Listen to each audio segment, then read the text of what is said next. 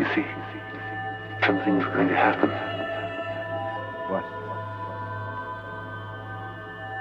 What's going to happen? Something wonderful. What? I understand how you feel. You see, it's all very clear to me now. Herbalism and ritual magic have long intertwined, with practitioners of witchcraft, hermeticism, Wicca, and folk traditions attributing spiritual virtues to plants. Herbs are classified by correspondences, symbolic associations like gender, masculine or feminine, ruling planet, element, and patron deities which guide their use in spells and rituals. Often, these correspondences mirror the herb's perceived effects. For example, a fiery Mars-ruled herb used to rouse courage might also contain physiologically warming or stimulating compounds. This episode explores 11 herbs famed in ritual practices: devil's shoestring, eyebright, Solomon's seal, rue, witch hazel, dandelion, basil, cinnamon, orris root, hawthorn, and eucalyptus, examining both their traditional magical uses and scientific insights into their effects on the human nervous system.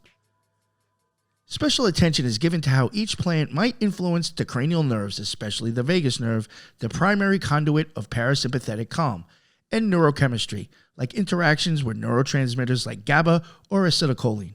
By bridging lore with laboratory findings, we can appreciate how these herbs not only serve symbolically in ritual but also tangibly affect mind and body, offering sedative calm, stimulating clarity, or other neuromodulatory actions. The aim is an evidence-based exploration, suitable for both academic inquiry and the practitioner seeking deeper understanding of the herbs that link spirit and nervous system. First up, devil's shoestring. Folk name, devil's shoestring, Joshua's beads. Gender is masculine. Associated with the planet Mars, sometimes attributed to Saturn or Jupiter in different traditions. Also associated with the element of fire, occasionally earth, water in hoodoo contexts. Not commonly linked to major deities. Some sources name Veritas, the Roman goddess of truth, due to its truth-uncovering use, though this association is obscure. More often it is tied to generic spirits of protection in African American folk magic. In Appalachian and hoodoo folk magic, devil's shoestring, the root of certain viburnum species, is a powerful protective charm. Its name comes from the belief that scattered roots trip up the devil, entangling evil influences. Traditionally, pieces of the root are strung together and hung above doorways or carried in mojo bags to ward off curses, hexes, and malicious spirits. It is a classic ingredient for uncrossing, lifting curses, and for gambling luck. Gamblers steep the roots in whiskey or cologne, then rub the scented liquid on their hands for money or success. In hoodoo lore, tying 9 devil's shoestrings around the ankles protects one from enemy tricks and breaks spells laid with foot track magic. Because of its reputed power to bind evil, it finds use in banishing and protection rituals across various folk traditions.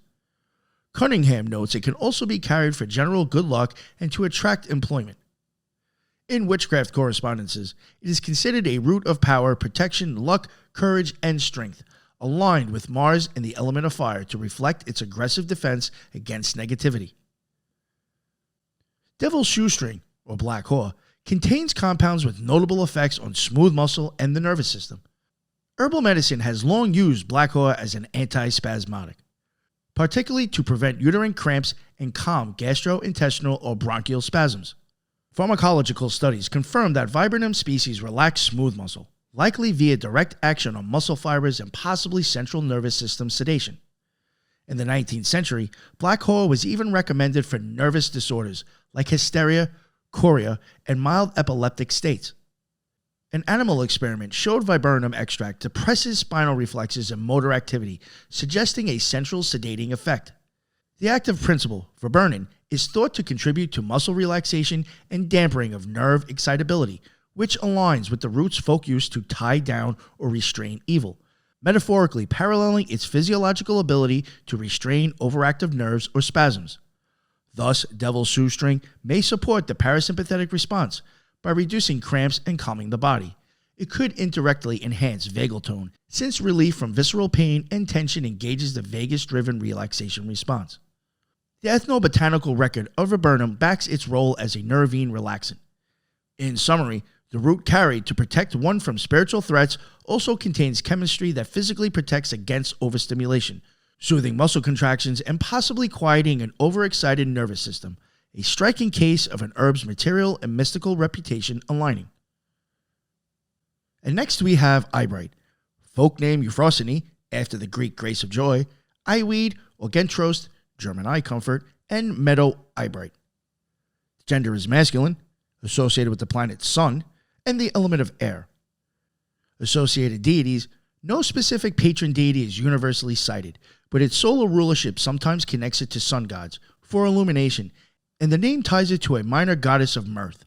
We might also see it as under the purview of Apollo, a sun-aligned deity of healing and prophecy, given its clairvoyant uses. The genius name Euphrasia comes from Euphrosyne, one of the three graces of Greek myth symbolizing joy, linking the plant to gladness and clear vision. As it implies, eyebright has a venerable reputation in European folk magic for enhancing clairvoyance, inner sight, and memory. In the Elizabethan era, it was brewed into ales and wines to make the spirit cheerful and sharpen the mind's eye. Applied as an infusion to the eyelids, it was said to induce second sight, allowing one to perceive hidden fae or future visions. Witches could dab their eyes with eyebright tea at dawn to see through glamour and deception during the day, or at night to prompt prophetic dreams. It figuratively clears the eyes of the soul, helping one see reality or see the positive in a situation. It is a favorite herb for divination. A pinch in a scrying mirror or crystal water supposedly enhances the clarity of visions. In folk practice, carrying eyebright with rosemary or peppermint was thought to improve memory and help find lost objects. The herb's long association with vision, physical and metaphysical, and joy, as Euphrosyne, made it a symbol of clear-sighted optimism. Burning eyebright as a ritual incense lifts the mood and is said to invite joyful spirits and fairies, consistent with its name meaning joy and its history of bringing gladness and joy to human eyes. Eyebright's renowned effects on the eyes come from its astringent and anti-inflammatory constituents, such as iridoid glycosides and flavonoids, which reduce redness and secretions in conjunctivitis. By physically clearing vision, reducing eye irritation, it metaphorically earned a reputation for clearing mental vision as well. Scientifically, eyebright is an anti-inflammatory for mucous membranes. Studies show it can soothe conjunctival inflammation and may help dry irritated eyes by modulating cytokines.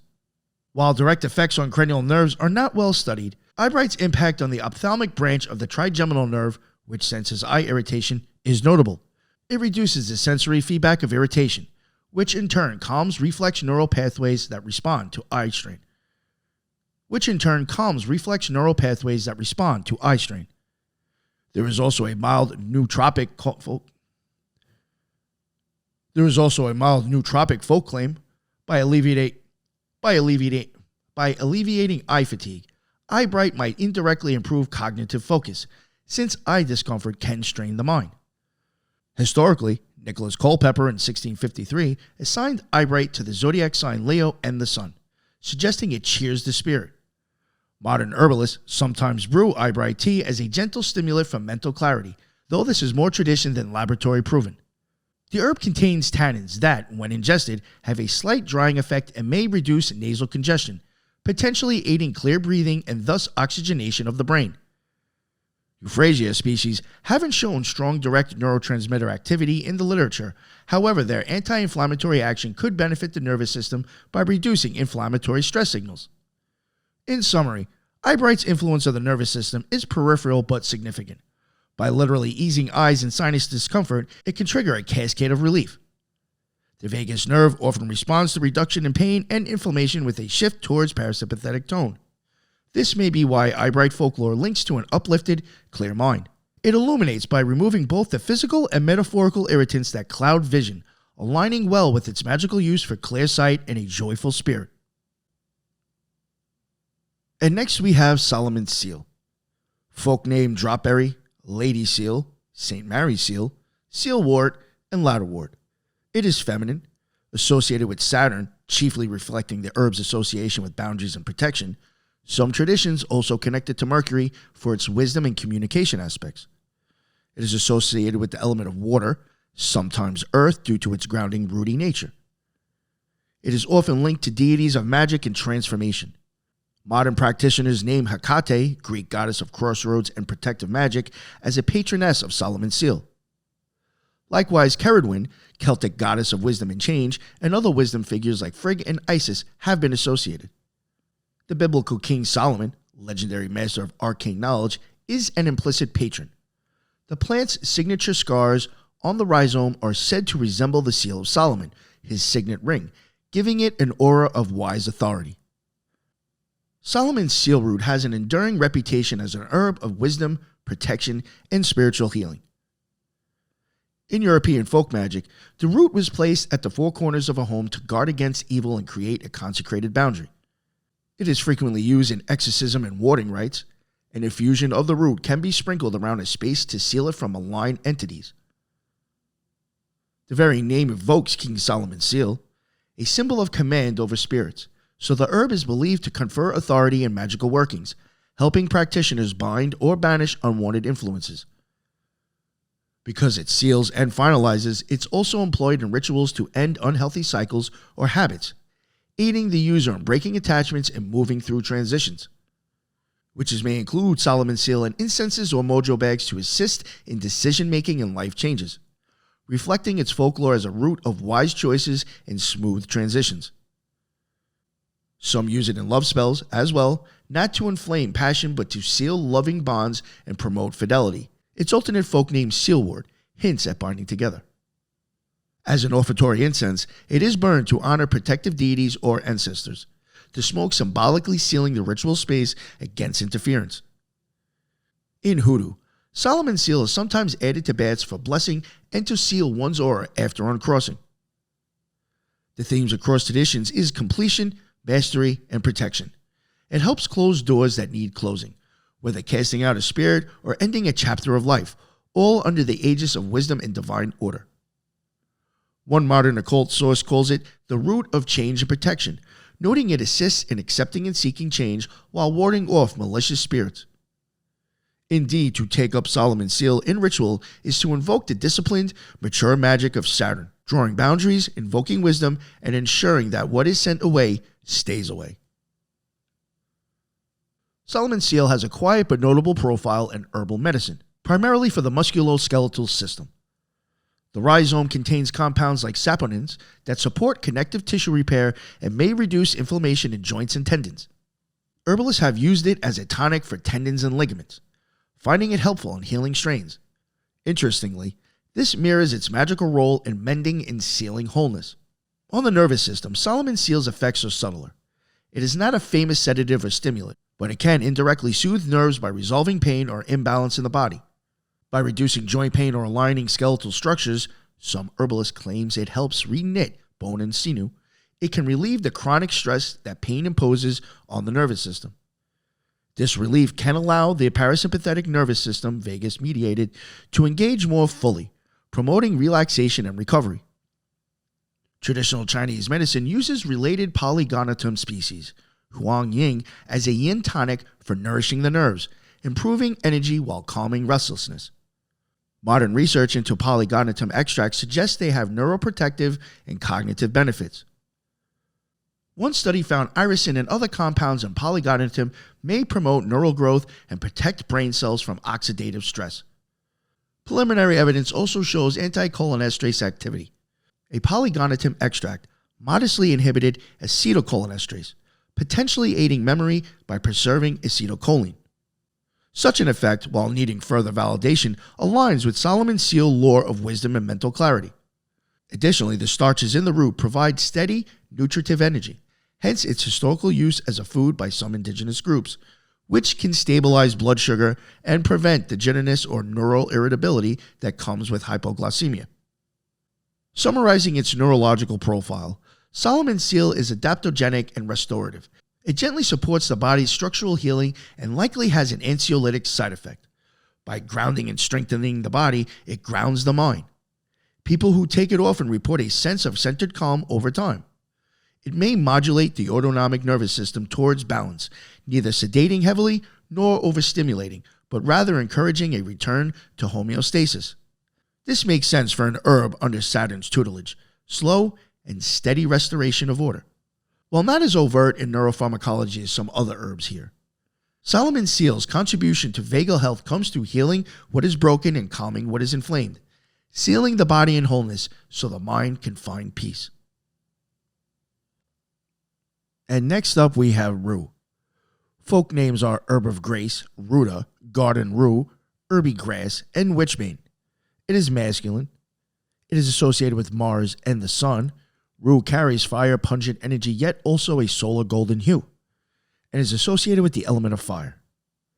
For deities, Aradia, the folkloric Italian witch messenger of Diana, and Diana herself are often cited as patrons of rue, likely due to rue's prominence in Mediterranean magic and its role in protecting against the evil eye, something under Diana's purview as a guardian of the vulnerable.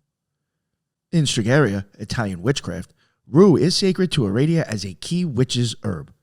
Some also link it to Apollo for its sun aspects, or Mars as a martial herb, but Aradia and Diana are the clearest deity connections given in modern sources. In Catholic folk practice, it's associated with the Virgin Mary, hence herb of grace, as holy water was sprinkled with rue.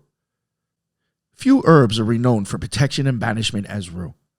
Across Europe and Latin America, rue has been the go-to herb to ward off the evil eye and all manner of hexes. Witches and layfolk alike wore sprigs of rue or placed it above doorways to repel curses and malevolent spirits. Its very scent was believed to drive away evil. In Italy, a silver charm called the Cimaruta sprig of rue was crafted in the shape of a rue sprig and hung around necks over infant cribs for protection. Rue's protective power was such that paradoxically, it was known as witchbane. Witches purportedly feared it, yet also as one of the witch's 5 herb allies with vervain, yarrow, and so on, marking it as both tool and ward. Historically, middle-aged sorcerers carried rue to guard against poison and werewolf spells, and it was used to fume or smudge homes to cleanse negativity. As the herb of grace, priests dipped rue in holy water to sprinkle blessings, an act mirrored in magical practice by using rue sprigs to asperge salt water for purification rites. In spells, rue is versatile. Added to bath, it breaks jinxes and removes curses. Burned with frankincense, it exorcises demons. Mixed into floor washes, it spiritually sanitizes a home. Rue is also said to sharpen psychic sight. A small amount in tea or under the pillow is believed to stimulate second sight and creativity. Because it ruefully smells bitter, it symbolically drives away bitterness and negative influences. It has a malevolent detecting lore. One superstition claims that rue will wither in the hand of an unfaithful lover or in the presence of someone cursing you. In love magic, it's less common, though some use is to promote fidelity, sprinkling rue around the bed to cool lust and keep a partner faithful, tying to its property of chastity in some sources. However, generally, rue banishes rather than attracts. When in doubt, use rue, goes the occult saying for uncrossing work. Famed occultist Agrippa lauded rue's ability to repel venomous energies and even actual poison. Modern witches continue to regard rue as an herb that nobody hexes you when you reek of rue. In summary, rue's magical uses center on cleansing, protection, exorcism, and clarity. It both purifies the space and the spirit, helping one detach from negativity. Juliet Diaz calls it the herb of detachment, to find one's true self beyond outside influences. Little wonder it's counted among the most powerful protective herbs in folklore, its legacy spanning from ancient Greek usage to contemporary Latin American curanderismo.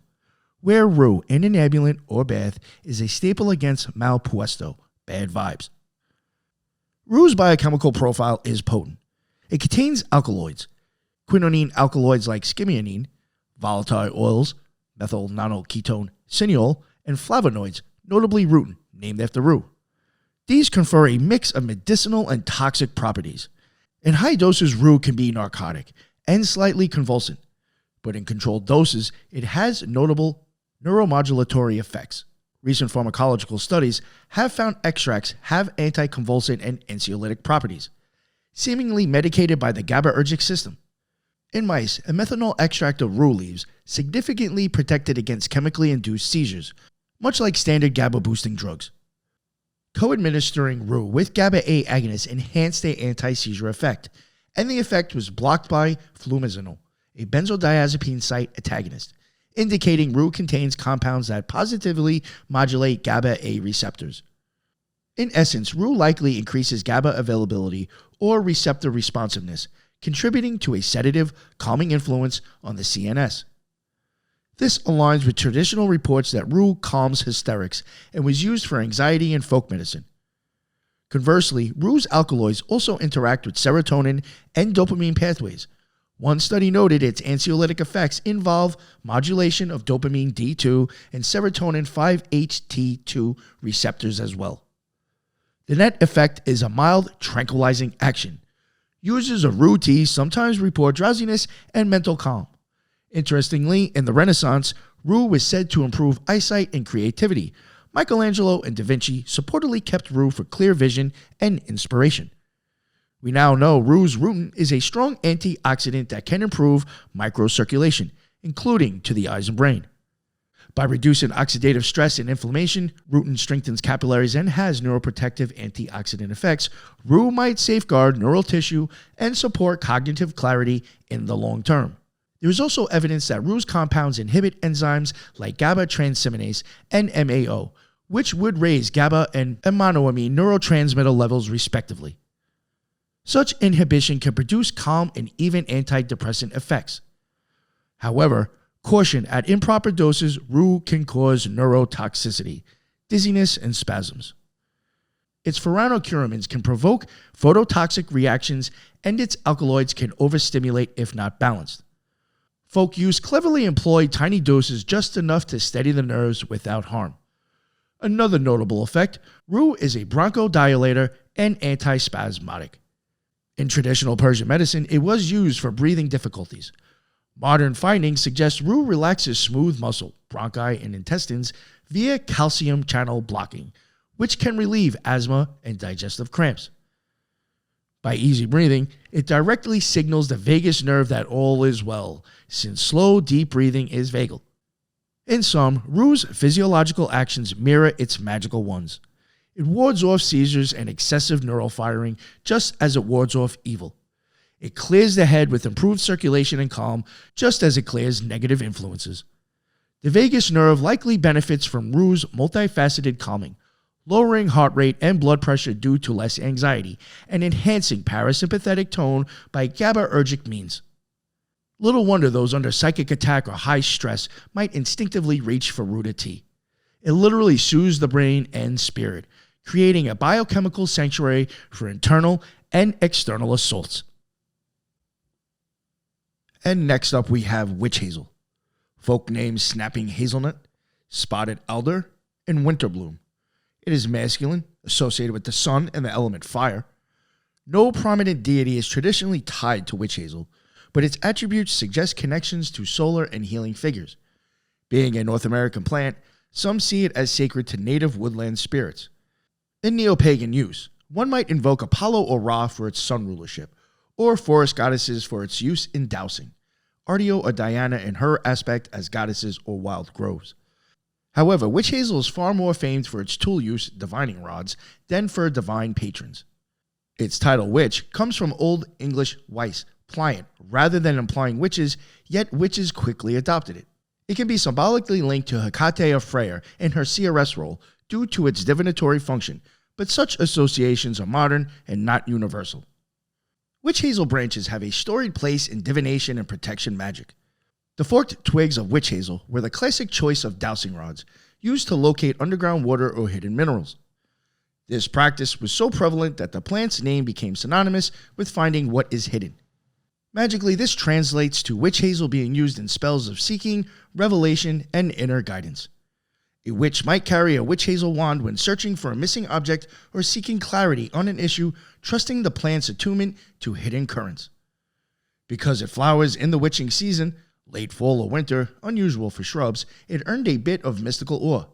Winterbloom, that brings golden fringed flowers after Samhain. Thus, it's associated with hope and light in darkness, used in charms to uplift during dark times. Cunningham notes witch hazel bark and twigs carried on one's person help mend a broken heart and cool the passions. Indeed, in folk belief, wearing a small piece of witch hazel wood would soothe heartbreak, likely due to its calming, sunfire energy quelling the turbulence of emotional pain.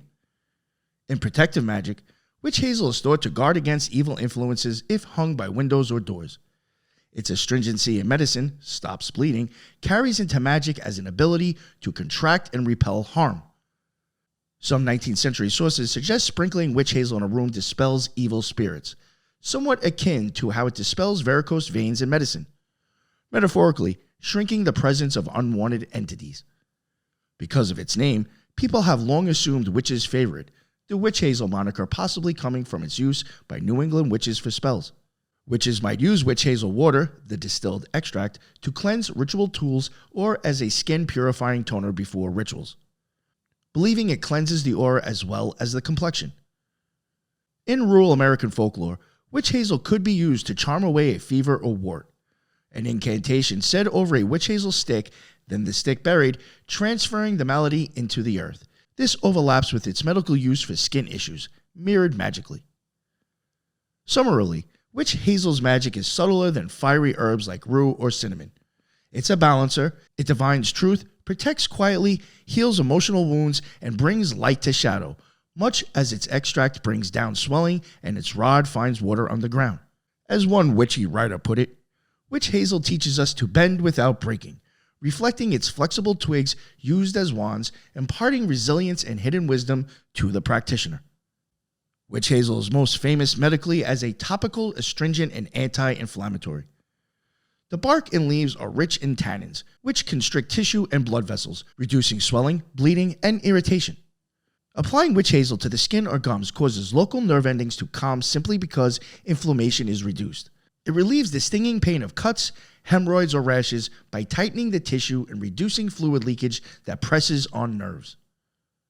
While it's not traditionally ingested in large amounts, eternal use can upset the stomach due to tannins. Small doses were used for diarrhea, which also involves calming overactive smooth muscles. In terms of direct neurological effect, witch hazel doesn't strongly sedate or stimulate when taken internally. Instead, its contribution to the nervous system is through indirect modulation of sensory signals and inflammation. By easing peripheral irritation, skin and mucous membranes, it lowers the barrage of distress signals sent to the central nervous system. For example, in hemorrhoids or skin eczema, witch hazel soothes the local neurons, leading to a general sensation of relief and comfort. This reduction in pain and discomfort allows the parasympathetic nervous system to exert itself. Someone with chronic itch or pain experiences sympathetic arousal, stress, but once witch hazel quells the irritation, the vagus nerve can prompt relaxation. Interestingly, witch hazel has been included in some herbal nerve tonics, not for a sedative effect, but because as a cooling anti-inflammatory, it was thought to cool the nerves in a febrile or aggravated state. Its sun association might hint at why. In astrological medicine, the sun governs vitality. Witch hazel's solar quality is to restore integrity, like sunlight healing a wound. Modern herbal reality focuses on topical use. There it might interact with nerve endings. Tannins can precipitate proteins on nerve endings, somewhat numbing them and reducing hypersensitivity. That's why witch hazel can take the itch out of a mosquito bite or the burn out of a minor sunburn. There is also a mild antiseptic and antiviral action, which reduces pathogen-related nerve irritation, useful in herpes sores to reduce pain, for instance, by both drying and antiviral effect. On the circulatory side, witch hazel improves venous tone. By tightening veins, it can improve return blood flow from extremities. This might have an interesting effect on autonomic signals. Better circulation often means less pooling of blood and less sympathetic compensation. Some anecdotal reports suggest that using witch hazel for varicose veins or swelling in legs led to reduced sensation of restlessness, possibly because improved circulation relieved the discomfort that triggers parasympathetic stress. In conclusion, witch hazel doesn't act on neurotransmitters like GABA or serotonin. Instead, it is a local ally to sensory nerves, keeping them calm by keeping tissues calm. It cools and contracts. In doing so, it exemplifies the adage that pain relief and comfort at the periphery lead to peace at the center. A broken heart soothed by witch hazel in lore may parallel how witch hazel water soothes a razor burn. In each case, it diminishes raw irritation. Thus, while not a dramatic CNS agent, witch hazel contributes to nervous system well-being by creating a foundation of physical ease and thereby emotional relief, aligning neatly with its role in cooling passions and protecting from harm. When you're not hurting, your nerves can finally rest. And up next, we have dandelion. Folk name lion's tooth, blowball, puffball, wild endive, and piss-a-bed. Piss-a-bed. Never heard of it. Gender, masculine. Planet, Jupiter. And the element is air. Dandelion's bright yellow flowers and airborne seeds link it to solar and wind deities. Many modern sources specifically list Hecate as an associated goddess, since dandelion is used for spirit calling, and Hecate rules ghosts and night crossings. Also cited are Bridget, the Celtic goddess of spring and healing, and Belinos, the sun god, reflecting the plant's presence in spring and its solar color. Some consider it touched by a sun deity as well as by mercurial spirits, due to the airborne seeds and message-sending use. In one compilation, dandelion is linked to any solar deity, Hecate, Bridget, and Belinos, which nicely covers its dual nature, sunny yet used at night for psychic work. Dandelion is beloved in folk magic for wishes, divination, and spirit communication. Who hasn't made a wish while blowing a dandelion seed head? This child's game is actually a simple spell. You project your wish on the seeds and send it off on the winds, trusting the airy element to carry your message. Similarly, people have long used dandelion clocks to tell fortune. Blowing on a puffball and counting remaining seeds tell the time of day or how many years until marriage, one seed per year. This practice earned its nickname Tell Time or Priest's Crown, after the white bald head that remains.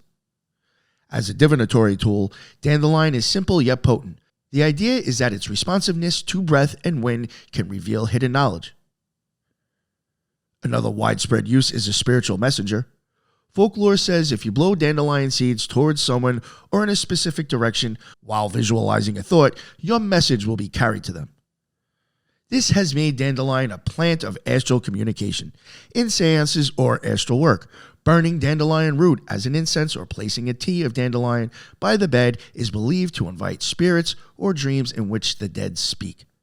Indeed, one instruction is to place a steaming cup of dandelion root tea by your pillow to call forth spirits or enhance prophetic dreams. In witchcraft, dandelion tea is also drunk to boost psychic powers and clairvoyance, thought to clear the third eye, perhaps owing to its cleansing bitterness. Because dandelions are resilient, sprouting through cracks in concrete, they represent perseverance and survival, and witches use them in spells for resiliency and overcoming hard times. A dandelion that pops up uninvited might be seen as an omen of a departed loved one's tenacity or a message from the spirit world. This plant is also used in simple weather magic. The number of puff it takes to blow all seeds off indicates how many days of good weather are left. There's a jovial side too. Dandelion wine and dandelion crowns are May Day staples, connecting it with Beltane celebrations of life renewed. Magically, this translates to dandelion being in spells for joy and optimism. It replaces sorrow with cheer. Indeed, some folklore calls it an herb of Hecate because it guides lost souls with a light, yet it's a sunny light. A more obscure practice, using dandelion in cleansing washes to break hexes, as the strong diuretic piss-a-bed action symbolically forces out unwanted influences. In hoodoo, dandelion is less common, but when it's used, it's often for wish fulfillment or summoning spirits, similar to European usage.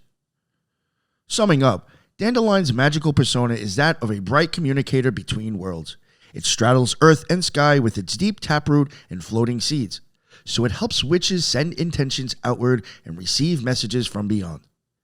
It carries a Jupiterian vibe of expansion and luck, think of how widely its seeds disperse, proliferating abundance, and the air element's qualities of intellect and travel, messages riding the breeze. Ask the dandelion became shorthand for trusting nature's signals. A dandelion nodding in the wind might seem to answer yes or no. In pragmatic terms, if you have a dandelion nearby, you have a quick oracle and a vessel for your hopes. Dandelion is a gentle yet powerful medicinal herb, primarily known as a detoxifier and nutritive tonic. Its effects on the nervous system are indirect, flowing from its influence on the liver, digestion, and inflammation. The root of dandelion is rich in bitter sesquiterpene lactones that stimulate digestion and liver function, promoting the clearance of metabolic waste. How does this relate to nerves? In herbal philosophy, a sluggish liver can lead to irritability and tension. By improving liver function, dandelion root was thought to brighten mood and clarity, which aligns with the plant's joyful gladness folklore. Modern science supports some of this. Dandelion's high levels of antioxidants can reduce systemic inflammation and oxidative stress. Chronic inflammation is linked to neurodegenerative issues and mood disorders. Dandelion's antioxidant activity may confer a neuroprotective effect, shielding neurons from damage. There is research in cell and animal models suggesting dandelion extract have protective effects against neurotoxins and might improve memory. For example, a study in fruit flies found that dandelion leaf and seed extracts alleviated aluminum-induced neurotoxicity, improving the fly's neuronal function. This hints that dandelion might help chelate or counteract heavy metals and free radicals that harm the nervous system. Additionally, dandelion is a known diuretic, pissabed, meaning it increases vagal activity indirectly through volume reduction and blood pressure modulation. As blood pressure lowers gently, baroreceptor signals via vagus can increase, inducing calm. Dandelion's inulin-rich roots also support gut health, and a healthy gut microbiome profoundly influences the nervous system via the gut-brain axis. Some research suggests that inulin-type fractins can have anxiolytic effects by promoting beneficial gut bacteria that produce GABA and other calming compounds. Thus, a dandelion digestive tonic might, over time, reduce anxiety and improve stress resilience through gut-mediated pathways. In terms of neurotransmitters, dandelion is not known to directly bind receptors like GABA or serotonin. However, one could speculate that by improving sleep due to better liver detox at night and providing minerals, dandelion greens are rich in potassium, magnesium, and calcium, all crucial for nerve function. It creates an environment for optimal neurotransmission. The high potassium, for instance, can help regulate nerve impulses and blood pressure, contributing to a calmer cardiovascular and nervous system state. Dandelion's milky latex from the stem contains trace alkaloids and compounds that might have analgesic or sedative effects. Though this is not well studied, some foragers note a slight numbing when the sap touches skin, implying an anodyne quality. From a holistic perspective, dandelion is grounding and uplifting at once. It roots deeply, like a stable nervous system, and disperses freely, like creative thought. This is mirrored in physiology. It provides grounding nutrients and detox root, and an uplifting, mild diuresis and antioxidant spark, flower and leaf. Empirically, many who drink dandelion root tea or eat the greens report feeling lighter and more energetic, which for someone bogged down by stress can translate to a better mood and clearer mind. If we consider vagal tone, dandelion might improve it by reducing inflammatory cytokines. Inflammation can decrease vagal tone, and by contributing to a relaxed digestive process, engaging the vagus-driven rest and digest. All these subtle contributions make dandelion a stealth ally for the nervous system. No, it's not a potent sedative herb that one feels immediately, but it sets the stage for nervous equilibrium, much as blowing on a dandelion sets the seeds for future blessings. Over time, its gentle support can translate to improved cognitive function. As a systemic review noted, cinnamon, a somewhat analogous herb, significantly improved cognition in preclinical studies. We might expect similar for dandelion given overlapping effects. Thus, the herb of childhood wishes helps make real the wish of a healthy mind by cleansing, nourishing, and defending. Dandelion keeps the nervous system resilient and receptive, just as it keeps the lawn surprisingly green and alive. Next up, we have basil. Folk names sweet basil, witch's herb, St. Joseph's wort, our herb, and American dittany. It is masculine, is associated with the planet Mars in Western tradition. Some also credit Venus due to its sweet scent and love uses, but Mars is primary for its spicy, protective qualities. It is associated with the element of fire. And the associated deities are Vishnu in Hinduism. Holy basil or Tulsi is sacred to Vishnu. Urzuli, the Haitian voodoo loa of love, perhaps due to basil's use in love work. Other mentions include Lakshmi, as Tulsi is also associated with her, and European law sometimes links basil to Saint Anthony or Chalice Well guardians for its protective role at home. In Hoodoo, basil is also tied to Abatala in some lineages as a purifying herb. Cunningham specifically lists Vishnu and Urzuli as Basil's deities, signifying Basil's dual role in devotion Vishnu and love Urzuli. Basil is among the most universally useful magical herbs, an herb of love, protection, wealth, and exorcism. Its bright clove-like aroma is said to foster sympathy and affection. Indeed, folklore holds that smelling fresh basil causes two people to bond in friendship. Because of this, basil is used to soothe tempers between quarreling lovers or family. A basil leaf placed in the hand of someone who is angry is supposed to calm them and restore harmony. It is classic in love spells. One can anoint oneself with basil essential oil or rub fresh basil leaves on the skin as a love perfume to attract romantic attention. In Eastern Europe, there was a belief that a man would love any woman from whose hand he accepted a basil sprig. Basil is also used in love divination. Cunningham describes an old method of laying two basil leaves on a hot coal. If they lie peacefully and burn together, the couple's marriage will be harmonious. If they crackle or fly apart, it portends quarrels or separation. In Italy, basil has been a symbol of love, with a pot of basil on a balcony meaning a woman is ready to receive suitors. Beyond matters of the heart, basil is a powerful protector and exorciser. Where basil grows, no evil goes. Basil plants around the home repel malign forces. Dried basil is burned as an offering to cleanse a space of negativity, and basil infusion can be added to bathwater or floor washes to remove curses and malevolent attachments. In Christianity, it was called herb of John or holy basil, used to sprinkle holy water in church. That carries into folk magic where basil and purification baths cleanses one's aura. Hoodoo practices prizes basil for money drawing and luck. Keeping a basil leaf in one's wallet or a bit of basil on each cash register is believed to attract customers and financial success. Likewise, a pinch of basil in each corner of a room or at the doorstep invites prosperity and keeps the devils out. A curious use.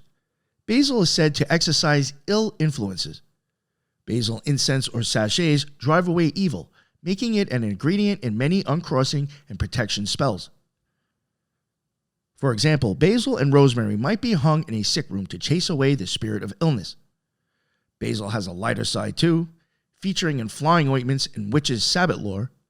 One legend claims witches drank half a cup of basil juice before flying off into the air. Whether literally or figuratively, basil does seem to lift energies. Furthermore, giving a gift of basil to a new homeowner is said to ensure good luck, tying it into its prosperity vibe. In summary, basil is an herb of integration. It reconciles between people, it draws in positivity, money, love, and it banishes the negative, demons, and anger. Little wonder it's often called king of the herbs in folklore. It wears many crowns in the magical kingdom. Basil's warm aromatic chemistry, rich in eugenol, linalool, and rosmarinic acid, makes it not just a culinary delight, but a notable neurological herb. One key aspect is basil's anxiolytic and antidepressant activity. Modern studies, including clinical trials, have shown that sweet basil can alleviate anxiety and depressive symptoms. In a 2025 randomized trial, patients with anxiety and depression who took basil syrup saw significantly reduced anxiety scores compared to placebos. These calming effects are likely due to basil's influence on neurotransmitters, especially its phenolic constituents, modulates GABAergic system and serotonin receptors. Animal research indicates that basil essential oil, especially its phenolic constituents, modulates the GABAergic system and serotonin receptors.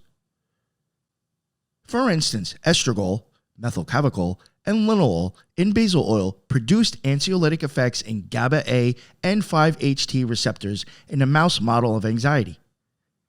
Inhalation of linalool and 1,8-cineol, present in some basil chemotypes, reduces locomotor activity and signs of anxiety in mice, an effect blocked by flumazenil, implying a benzodiazepine-like action on GABA-A receptors.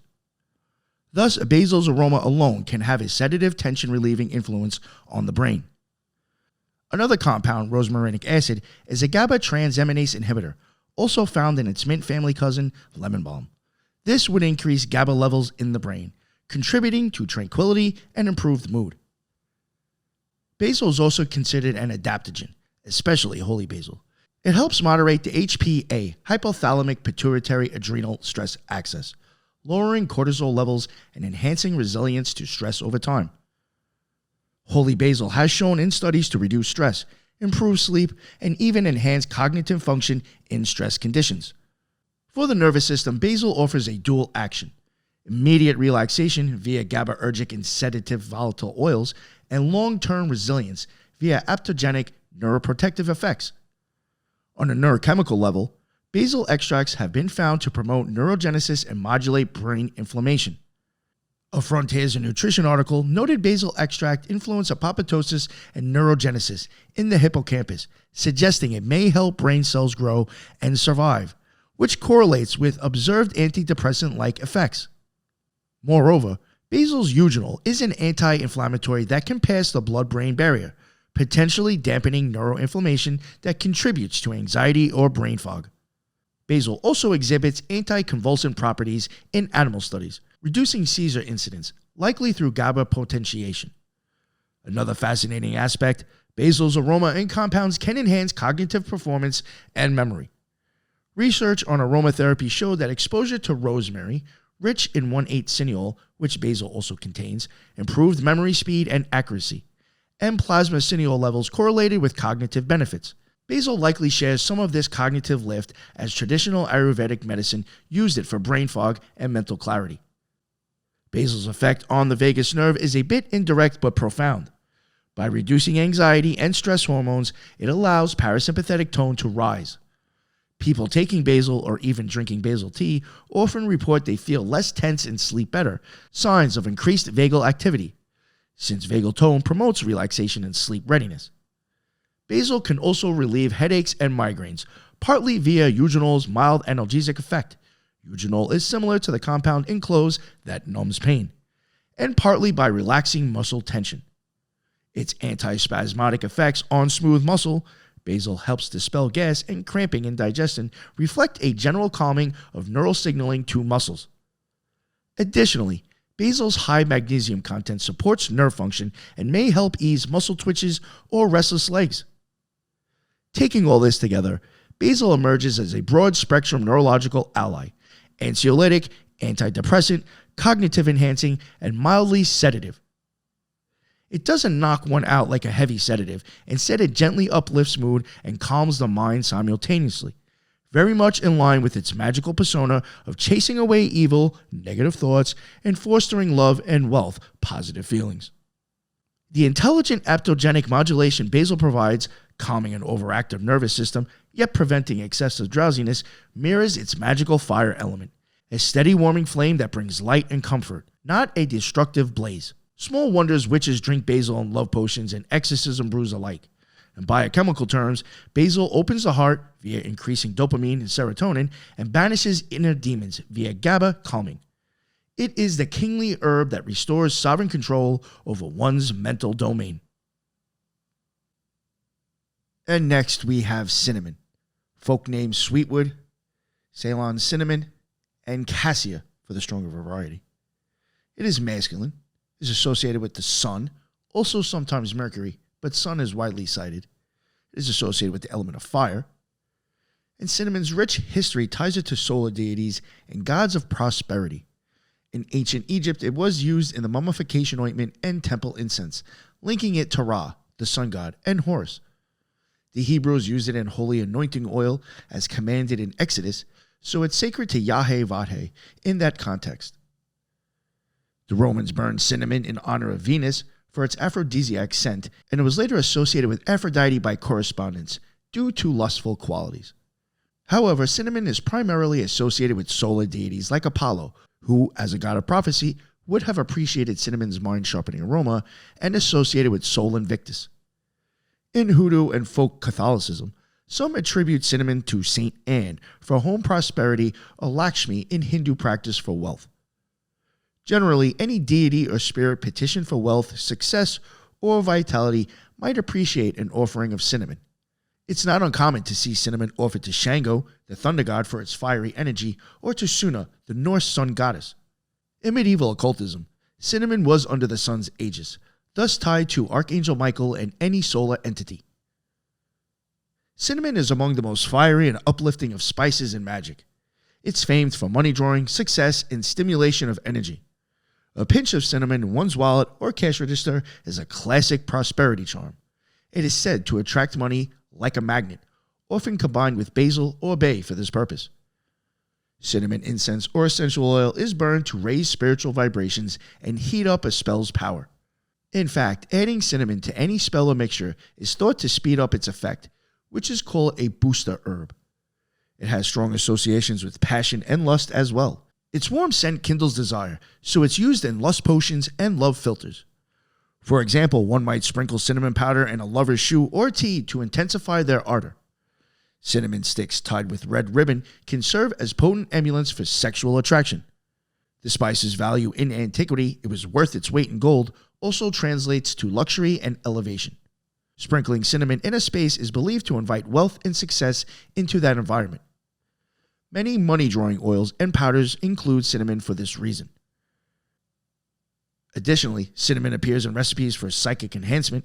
When burned as part of a psychic vision incense, it is said to stimulate the third eye and produce a state of focused inspiration. This might be due to its energizing property. Unlike sedating herbs, cinnamon quickens the senses. It's also used for protection, albeit in a unique way. Cinnamon's high vibration supposedly makes a hostile entity uncomfortable, essentially burning it. Thus, cinnamon and frankincense together are a classic combo for high-powered protective purification of a space. In folk rituals, some will circle their home with a cinnamon broom or hang cinnamon brooms at the door for protection and prosperity. Chinese lore also considered cassia, cinnamon, one of the 4 great herbs and associated with yang energy and immortality. So in Taoist magic, cinnamon might be used in longevity and vitality potions. At New Year's, a simmering pot of milk with cinnamon, or rose con leche or similar, is made in some cultures to ensure a sweet, prosperous year ahead. In hoodoo, cinnamon is an ingredient in fast luck formulas, meant to bring quick opportunities in love or money. It is also in gambling charms, cinnamon powder and mojo bags for luck at the casinos. Because cinnamon sticks resemble rolled scrolls, they are symbolically linked to knowledge and wisdom, though this is a lesser-known aspect. Some occultists will keep a cinnamon stick in books of spells or under pillows during study to help memorize information, blending Mercury and Sun attributes. Summarizing, cinnamon's medical profile is hot, sweet, and golden. It brings love, sweet, money, golden, and accelerative energy, hot. It's a prime example of an herb that nourishes the yang or active side of magic, hence often recommended when one's spells or life need a jumpstart of good fortune and vigor. Cinnamon's impact on the body, particularly the nervous system, is significant yet nuanced. As a stimulant and warming agent, cinnamon can increase circulation and metabolic activity, which often translates to enhanced alertness. In traditional use, a sip of cinnamon tea was a remedy for fatigue or cold sluggishness, essentially giving a mild adrenaline-like boost. Modern studies have explored cinnamon's effect on the brain, especially regarding cognition and neurodegeneration. A systematic review of preclinical studies concluded that cinnamon significantly improves cognitive function in animal models. For instance, cinnamon-fed rats show better learning and memory in maze tests, likely due to cinnamon's potent anti-inflammatory and antioxidant action in the brain. Cinnamon's polyphenols can cross the blood-brain barrier. Once in the CNS, they can help reduce oxidative stress and amyloid beta accumulation. One study found that a cinnamon extract inhibited tau protein aggregation, a hallmark of Alzheimer's, and even disaggregated tau filaments in vitro. Moreover, cinnamon has been shown to upregulate neuroprotective proteins like parkin and DJ1 in Parkinson's mouse model, protecting dopamine neurons. In that study, oral cinnamon effectively converted to sodium benzoate in the body, a compound which then entered the brain, increased levels of BDNF, a neurotrophic factor, and shielded neurons from oxidative damage. These findings hint that regular consumption of cinnamon could have preventative or slowing effects of neurodegenerative diseases by calming neuroinflammation. These findings hint that regular consumption of cinnamon could have preventative or slowing effects of neurodegenerative diseases by calming neuroinflammation and bolstering neurosurvival. On a neurotransmitter level, Cinnamon's components may interact with systems like insulin signaling in the brain. Some cognitive benefits might come from improved glucose utilization, as cinnamon is well known for its blood sugar regulating properties. A healthier energy supply to neurons mean better function and less mental fatigue. Some research also indicates cinnamon might influence serotonin or catecholamine pathways modestly, contributing to mood improvement, though the evidence is early. Additionally, the sensory effect of cinnamon scent shouldn't be underestimated. In aromatherapy tests, cinnamon odor tends to cause increased attention and motor response, as it's pungent and piquant. One study found that sniffing cinnamon improved participant scores on tasks demanding attentional processes. Physiologically, cinnamon can cause a slight release of norepinephrine, adrenaline, due to trigeminal nerve stimulation. Its spiciness is an irritant that the body responds to by heightened alertness. This results in temporary increased heart rate and blood pressure, which one feels as an invigorating sensation. Over time, however, cinnamon also acts beneficially on the cardiovascular system. It's a mild blood thinner and vasodilator via nitric oxide increase from cinnamaldehyde, which can actually help reduce blood pressure and improve peripheral circulation. Improved circulation to the brain means more oxygen and nutrient delivery, supporting cognitive clarity, tying back to the notion of cinnamon making the head work better. Another neural effect, cinnamon and its constituent eugenol have mild analgesic, pain-relieving properties. In cinnamon, lower amounts contribute to a warm analgesic effect that can ease tension headaches or muscle aches. By reducing pain signals, cinnamon indirectly spares the nervous system from stress. On the autonomic nervous side, cinnamon's warming of the body can trigger thermoregulatory responses. If you get warmer, your body might activate cooling mechanisms, sweating, slight parasympathetic responses once the initial sympathetic kick passes. People often feel a sense of comfort with cinnamon. Part of that is physiological, nostalgic scent, but part is pharmacological, as it can cause the brain to release small bursts of dopamine, reward chemical, in response to the sweet taste and aroma. In terms of the vagus nerve, any improvement in the metabolic health, cinnamon helps with insulin sensitivity, tends to improve vagal tone, because metabolic syndrome is associated with reduced vagal activity. Indeed, a small human study showed that adding cinnamon to meals lowered post-meal blood sugar spikes and resulted in less reactive hypoglycemia later. Stable blood sugar is crucial for stable mood and energy, preventing the adrenaline spikes that come with the lows. Thus, cinnamon helps maintain a steady physiological environment conducive to parasympathetic vagal dominance. Summing up, cinnamon for the nervous system is both protective and enhancing. It actively defends neurons for degenerative harm, it boosts cognitive processes, and it acutely can sharpen focus or lift mood. Its fire element and magic is reflected in neurological spark. A little cinnamon can wake up a tired brain, but used consistently, it warms and illuminates the mind's long-term health. It's quite poetic that a spice used to honor the dead in embalming, preserving bodies, now shows promise in preserving the living brain. Cinnamon truly brings aromatic gold to neurology, just as it does to one's fortune in spell work. And next up we have orris root. Folk name Queen Elizabeth root, Florentine iris, myrtle flag, and love drawing root. The gender is feminine. It is associated with the planet Venus and the element water, and sometimes earth, because it's a root and fixative in powders. The very name Iris points to Iris, Greek goddess of the rainbow and divine messenger, appropriate as the flower comes in rainbow colors and the root was used to send love messages. Iris was also a guide of souls, which resonates with orris root's use in communication spells, though primarily it's for love. As a Venus-ruled root, it's often linked to Aphrodite or Venus for its role in romance and beauty. In hoodoo, called Queen Elizabeth root, it has a legendary connection to Queen Elizabeth I. Some say it's named to honor her, others say it's named after a New Orleans conjure woman. While not a deity, that folk name imbues it with the spirit of a powerful, commanding female figure. Also, because Iris is associated with a rainbow, bridge between realms, one might associate Orris with Oya, Yoruba goddess of the rainbow and storms, or Quetzalcoatl, Aztec flower goddess. However, clearest is Aphrodite, as the root is prized in love work, and Iris as its namesake guiding spirit. Orris root is quintessentially a love-drawing and lust-inducing herb in magical practice. In hoodoo, Queen Elizabeth root is carried by women who wish to attract or dominate men. It's considered a powerful aid for a woman to increase her allure and command in relationships. Often a piece of orris root is dressed with a woman's personal scent and carried in a mojo bag to draw suitors or to keep a lover faithful. Powdered orris root, with its violet-like fragrance, is a common ingredient in love powders and sachets, sprinkled on letters or around the home to magnetize romantic attention. It's said that dusting one's body or lingerie with orris powder before a date will make one irresistible, hence its being sometimes nicknamed love-drawing powder. The root is also used in glamour magic.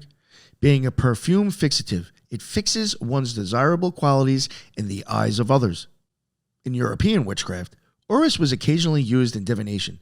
Some witches would grind it and mix it with sandalwood to burn as an incense for seeking the identity of a future lover in dreams, the pleasant smell inviting gentle spirits. Renaissance magicians associated iris with the seventh heaven of Venus, using orris root in talismans for grace and popularity. Beyond love, orris has a link to communication and messages, likely owing to the goddess Iris's role. Some modern practitioners use orris in spells to facilitate contact. For instance, including it in a spell to get a phone call or to help one get through to someone emotionally. It is an ingredient in certain court case formulas too, to sway the judge, the logic being it draws favor and compromise, a kind of love in a broader sense. There's also a protective aspect. In hoodoo lore, any personal concerns, like hair or nails, stuffed inside a whole orris root and kept, can secure a person's influence over the one whose concerns they are, which can protect a relationship from rivals. However, orris is mainly famed for positive attraction rather than aggressive domination. Wiccan sources often cite orris root's power to find and hold love, recommending a charm where you could carve a heart into an orris root, wrap it in a pink cloth, and carry it to draw a new lover. Additionally, orris is connected to rainbow diversity magic via the iris connection. Some LGBTQ practitioners adopt iris orris as a token in spells for self-acceptance and attracting a loving community. Because orris root takes years to develop its scent, orris must age to produce its violet aroma. Magically, it teaches patience in love. Incorporating it in a spell encourages a slow, lasting love rather than a quick. Incorporating it into a spell encourages a slow, lasting love rather than a quick fling. Finally, orris root can be used for dream work. A bit under the pillow supposedly brings romantic dreams or messages, again tying to Iris the messenger. Summing up, orris root is the genteel but potent love queen of roots. It draws romance, enhances one's charm, fixes relationships, and sweetens any atmosphere with its powder. Orris root isn't as common in medicinal use today, but historical herbalism and modern research gives clues to its neurological influence. Chemically, orris root contains irones, compounds that give the violet-like fragrance, as well as isoflavones, triterpenes like iridols, and mild phenolics. Orris has subtle sedative and mood-lifting properties, largely due to its scent. The aroma of orris root, once it has aged and developed the sweet floral notes, can have a calming, almost hypnotic effect. In aromatherapy, violet-like scents are considered soothing and sometimes mildly euphoric, potentially because they can trigger associations of spring and comfort. While specific studies on orris root aroma are scarce, analogies can be drawn to violet oil, which shares ionone and irone compounds. Inhalation of alpha ionone has been found to modulate the limbic system, producing relaxation and reduction in anxiety in animal models. Thus, smelling orris could plausibly reduce anxiety and tension, aligning with its Venusian calming energy. Scientifically, some compounds in iris have shown anticholinesterase activity. A study on iris extracts revealed significant inhibition of acetylcholinesterase, an enzyme that breaks down acetylcholine. This implies that orris root might help keep acetylcholine, a neurotransmitter important for memory and cognition, levels higher, thereby potentially improving memory and cognitive function. Indeed, the same study noted antioxidant and flavonoid content in iris that could protect neurons and support cognitive health. So while orris root was traditionally used for more perfumery than medicine, it carries hidden nootropic potential, consistent with the idea of the goddess Iris aiding communication and comprehension. Another area is neuroprotection. Researchers have isolated triterpenoids from orris rhizomes that exhibited neuroprotective effects in vitro, such as defending neurons from glutamate-induced toxicity. Isoflavones in iris, similar to those in legumes, may exert estrogen-like activity, which could influence the brain's mood centers. Estrogen has mood-brightening anxiolytic effects in many contexts. That suggests orris might have a gentle hormone-modulating effect that in turn lifts mood or steadies emotions, relevant to why it's considered good for female power in hoodoo. Traditionally, orris was at times used as a mild cordial and stomachic. A piece of orris root to chew was said to settle nerves of the stomach and freshen breath.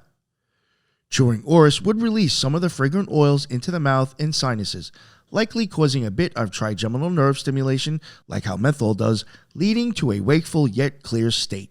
It might have been given to combat nervous ingestion, which it could help by two means.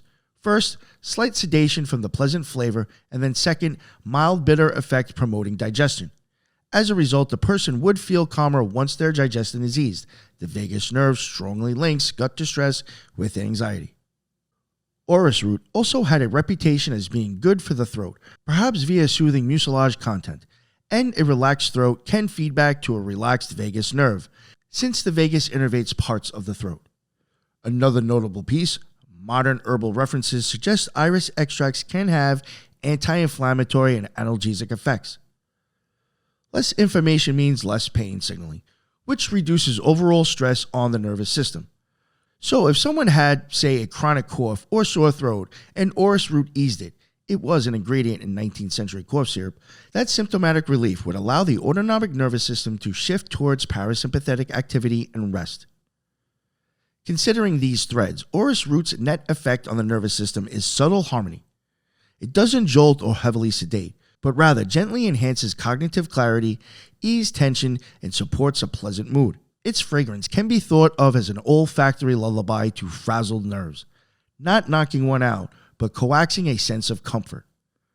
Appropriately, this resonates with its role in magic. Biochemically, if orris indeed inhibits acetylcholinesterase, it could heighten one's perceptiveness and sociability. Acetylcholine is key for attention and social engagement. So wearing orris might literally make you more mentally sharper and more present, which is inherently attractive.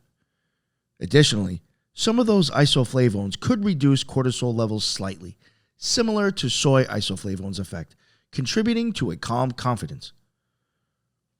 When the hoodoo practitioners said Queen Elizabeth root helps you have mastery in love, one aspect could be that it makes you feel good and cognitively on point. Thus, you naturally exude confidence and charm. On a final note, any slight estrogenic effect from orris is interesting. If it acts like a phytoestrogen, it might have an anxiolytic and mood-stabilizing influence in women, since estrogen modulates serotonin and GABA receptors. This might partially explain why the root became associated specifically with female magic and empowerment, beyond just historical happenstance. In conclusion, orris root delicately tunes the nervous system, enhancing memory, shielding neurons, quietening unnecessary stress signals, and leaving behind a sense of well-being and perhaps a sprinkle of mild euphoria carried on its violet aroma. It's the kind of herb that works in the background, much as a fixative in perfumery does, not overt but crucial for the synergy. And with synergy between brain and heart achieved, the stage is set for love to bloom, just as the magical lore foretells. And next we have hawthorn. Folk name whitehorn, may tree, horberry, thorn apple, and fairy bush. It is masculine. It is associated with the planet Mars, commonly for its thorns and protective bite, though some Celtic lore lines it with Venus because of its Beltane bloom and love-related taboos. And associated with the element fire in Western correspondences due to its bright blossoms and thorny fierceness. But interestingly, it also has a water aspect in Celtic tradition as a gateway to the other world. Hawthorn often guards holy wells. In Celtic mythology, hawthorn is strongly associated with the fairy folk and by extension deities of the Fae. It is part of the triad with oak and ash that is sacred to the fairies. Olwen, a Welsh maiden whose footsteps sprouted white flowers, could be loosely tied to hawthorn blossoms. The month of hawthorn, May, in Celtic tree calendar is connected to the festival of Beltane. So deities of love and fertility, like Flora, the Roman goddess of flowers, and Blodeuwedd, Welsh flower maiden, resonate with it. Also, Cardea, Roman hinge goddess, was given hawthorn for protection of the threshold. Ovid relates how hawthorn repels evil from doorways, under Cardea's auspices.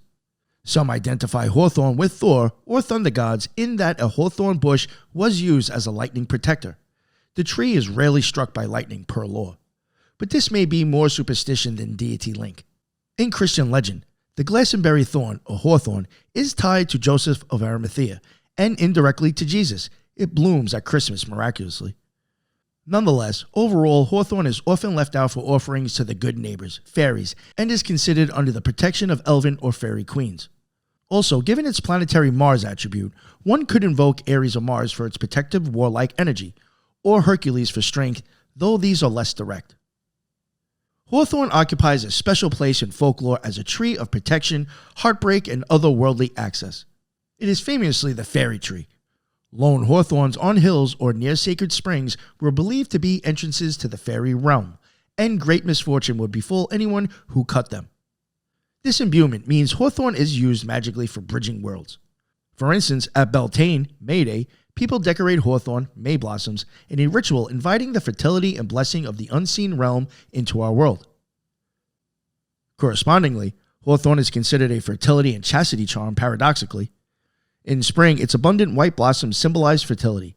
It's used in May Day garlands for maidens, yet bringing those blossoms inside the house was taboo due to an old belief they smell like the Great Plague, and thus they were linked to death or loss of virginity. This tension gave hawthorn a role in spells to preserve chastity or purity, like a sachet of hawthorn berries under the mattress to ensure faithfulness and discourage wandering lust. On the other hand, hawthorn's role in marriage is significant. It was often woven into the floral crown of brides, symbolizing protection and prosperity in the union, and into handfasting wreaths at Beltane, ensuring fecundity for the couple. We see hawthorn appearing in spells for happiness in the home and banishing sadness. The saying, "Never cast a cloud till May be out, don't shed winter clothing till hawthorn blooms," also had a magical bent. Wait for hawthorn to bloom as a sign gloom is gone. As a protective herb, hawthorn's formidable thorns literally and figuratively ward off evil. In rural Britain, hawthorn hedges, living fences, were believed to keep out malign spirits and witches from one's property, not just crows. Cunning folk might tell clients to scatter hawthorn leaves or lay a branch across a threshold to repel a hex or bad witch. Hawthorn, especially its berries, called haws, has a gentle healing presence. They are used in potions for heart healing, both physically and emotionally.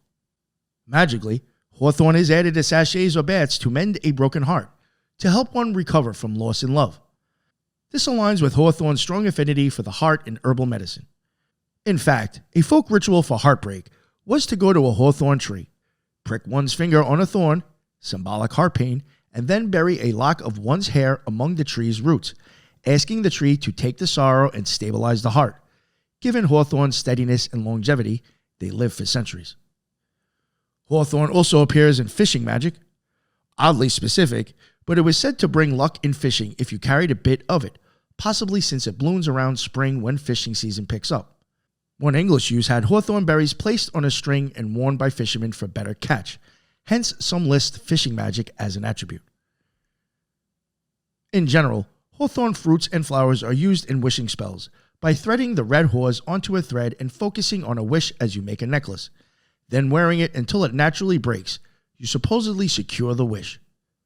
Given hawthorn's connection to fairies and May, many such wishes are about love or fertility.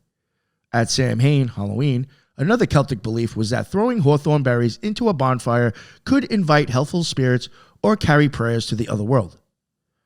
It's one of the triad of sacred woods, oak, ash, thorn, used in protective enchantments. To take a hawthorn wand implies raising a defense or boundary. Indeed, witches might use a thorn from hawthorn in puppet magic to pin down and immobilize a harmful spirit or person. Mars influence again. Summarizing hawthorn's magic is rich. Protection, especially of the home and heart, connection to fae and nature spirits, blessing of unions and fertility, and emotional healing.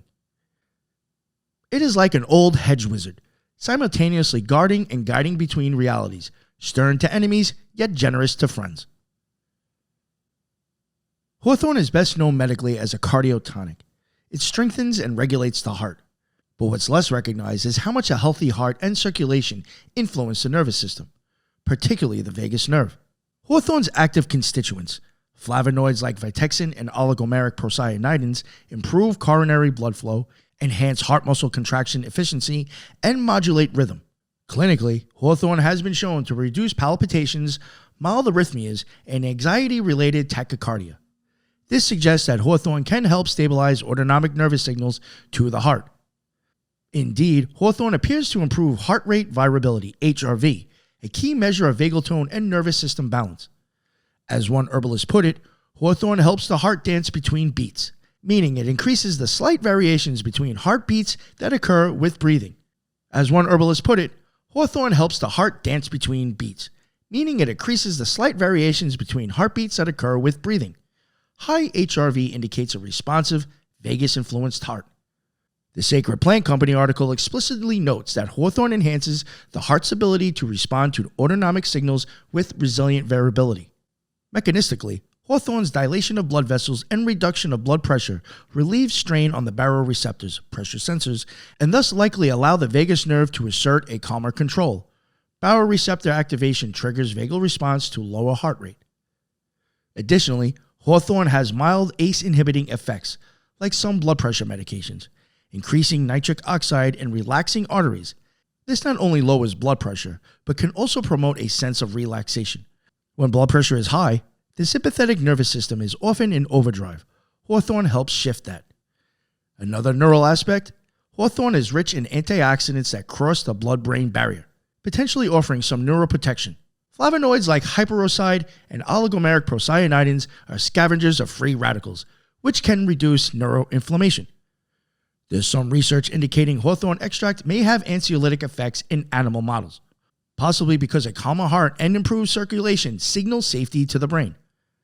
Many who take Hawthorn report not just cardiac benefits, but also better sleep and reduced anxiety, which could be due to improved oxygenation of the brain and heart-brain signaling. Pharmacologically, Hawthorn might interact with neurotransmitters. One study on isolated tissues suggested Hawthorn extract bound to adenosine A1 receptors, which can have sedative and cardioprotective effects. Also, improved heart function means better exercise tolerance and less breathlessness. When one's body isn't constantly stressed for oxygen, the sympathetic nervous system winds down. Hawthorn, in essence, raises vagal tone by making each heartbeat more efficient, so the vagus can afford to keep the rate slow and steady, and by decreasing circulating adrenaline as a reaction to lowered BP. In heart rate failure patients, Hawthorn has shown to improve ejection fraction and reduce fatigue, which also likely reduces the constant sympathetic activation those patients have. Now, emotionally, Hawthorn's effect on the nervous system might extend to the brain's emotional centers. This is an interesting overlap. Hawthorn's affinity for the heart translates to support for the heart-mind in TCM, or the emotional center in Western terms. Hawthorn's affinity for the heart translates to support for the heart-mind in traditional Chinese medicine, or the emotional center in Western terms. By decreasing palpitations and heart anxiety, Hawthorn reduces the feedback loop that can escalate panic attacks. By decreasing palpitations and heart anxiety, Hawthorn reduces the feedback loop that can escalate panic attacks, where heart racing triggers fear, which triggers more heart racing. This is a clear intersection of physiological and psychological. Hawthorn breaks the cycle, perhaps via the vagus nerve. A calmer heart begets a calmer mind. Moreover, some constituents of Hawthorn might act on central nervous system receptors. For instance, vitexin, a flavonoid in Hawthorn, has been studied for sedative effects. In rodents, it had a sedative influence likely through modulation of GABA A receptors or adenosine receptors. So Hawthorn tea before bed might indeed directly and indirectly make sleep easier. It's also worth noting Hawthorn's support of endothelial health means better cerebral vascular health. Consistent blood flow to the brain can help cognitive function over time, though Hawthorn isn't known as a nootropic per se. People with orthostatic hypotension, sudden blood pressure drop on standing, may sometimes find Hawthorn helpful, ironically, because it normalizes blood pressure swings by toning vessels. That stability can prevent dizzy spells and the sympathetic surges they cause. One caution, Hawthorn can interact with cardiac meds, which is a sign of how physiologically active it is on neurocardiac function. But in healthy individuals, it's quite safe and gentle. So if we consider the synergy, Hawthorn defends the physical heart, cardioprotection, and the emotional heart, reducing heartbreak and anxiety, which together lighten the load on the nervous system. It's like a guardian that stands at the threshold of stress, much like its magical hedge protecting the cottage. The nervous system under Hawthorn's care can afford to relax into a parasympathetic state. On HRV, which is a prime vagal indicator, one herbal protocol specifically lists Hawthorn for supporting parasympathetic tone via microcirculation and heart resiliency. That is direct evidence of Hawthorn's vagal boost. In summary, Hawthorn's nervous system effects center on the heart-brain axis by fortifying the brain and soothing its rhythm. It communicates safety and stability to the brain, reducing anxiety and encouraging a restful, nourished state. It's a fine example of an herb whose physical pharmacology, improved cardiac function, underpins a metaphysical reputation, happiness, protection, and hope. The fairies perhaps knew that a happy heart is the key to a happy spirit, and Hawthorn, whether in bloom on a spring morning or in a tincture dropper, delivers that to our physiology. And last we have eucalyptus. Folk name is blue gum, gum tree, and fever tree, and it is feminine in several modern correspondence lists. Though its strong scent might suggest masculine to some, it's usually considered a cool, cleansing female energy. It's associated with the moon for its soothing, healing, water-like qualities, and sometimes Mercury for its respiratory association and quick action. It's associated with the element of air and water. Often both are listed. Air because it opens the airways and is carried on the breeze. Water due to its role in healing and the fact koalas who eat it need a lot of water. Eucalyptus being native to Australia was not in old world mythology, but in modern practice, it's linked to health and healing deities. One might associate it with Apollo as a god of healing via medicine, Artemis, or Diana, or Asclepius. Some connected to Occult in Santeria for its sweet scent and cleansing. Perhaps Ermid, the Celtic herbal healing goddess, would be apt. A more literal association, in some Aboriginal folklore, the rainbow serpent is connected to eucalyptus groves since billabongs often have gum trees, but it's not direct. Generally, eucalyptus in goddess-focused circles is considered under lunar goddesses of healing and moisture. It's also frequently dedicated to Archangel Raphael, patron of healers, and New Age angelic correspondences due to its strong healing vibes and green leaves, Raphael's color. Eucalyptus is renowned in magic for purification, protection, and health spells. Its leaves, fresh or dried, are used in sachets and floor washes to ward off illness and evil. Much like its essential oil disinfects a room physically, it's believed to clean metaphysically. A common practice is to hang eucalyptus sprigs in the shower or sick room. This not only clears congestion, but also supposedly clears negative energy that contributes to illness. In fact, some attribute a magical antiseptic property to eucalyptus. Burning a dried leaf is thought to kill evil influences in the vicinity, akin to how its smoke can kill bacteria. Thus, eucalyptus often features in exorcism and uncrossing mixtures. If one has been the victim of a jinx or simply feels weighed by others' negative thoughts, a spiritual bath with eucalyptus leaves or perhaps salt or hyssop is recommended to break that condition. The plant's intense methylated aroma is credited with breaking bad spells or psychic clinging. No malign spirit can stand the scent, as one old saying goes. Another big role for eucalyptus is in healing spells and prayers. For example, for someone with a cold or flu, you might create a small cloth doll, fill it with eucalyptus and rosemary, and breathe your intention for health into it, then give it to the sick person to keep near. Eucalyptus leaves can also be used as a kind of medical charm.